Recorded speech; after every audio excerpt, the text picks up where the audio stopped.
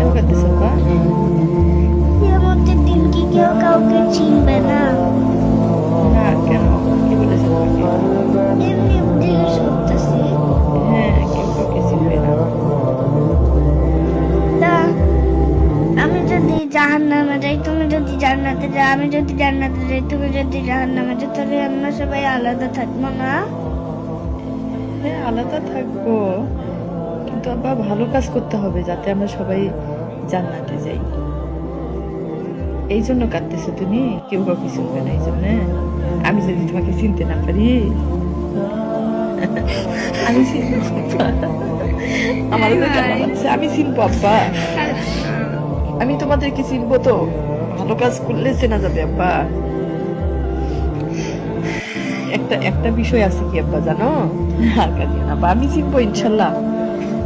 আল্লাহ আল্লাহ বলেছে যার ভিতরে ঈমান আছে তাদের সাথে আমি থাকবো, সামান্যতম ঈমান থাকলেও আল্লাহ তার সাথে থাকবে। আর একটা বিষয় আছে আব্বা, বিষয়টা হচ্ছে যে ইনশাল্লাহ মাম্মা চিনবো তোমাদেরকে। হ্যাঁ, আর একটা বিষয় হচ্ছে এখন যেভাবে তোমাদের সাথে আমি সাথে নিয়ে থাকি, আমি কিয়ামতের দিনেও থাকবো তোমাদেরকে নিয়ে। আর আরেকটা বিষয় আছে আব্বা, আর কাঁদিও না, আমার কান্না পাচ্ছে আব্বা। তখনও আল্লাহ তোমাদেরকে আমার কাছে রাখবে। আরেকটা বিষয় আব্বা, সেটা হচ্ছে যে এই যে তুমি হিপ শাখায় পড়তেছো না, অনেকটাই তোমার উপরে নির্ভর করবে আব্বা। তুমি ভালোভাবে হাফেজ হও। একটা হাফেজকে আল্লাহ সুযোগ দিবে কিরকম জানো? একটা হাফেজ 10 জনকে নিয়ে জান্নাতে প্রবেশ করতে পারবে।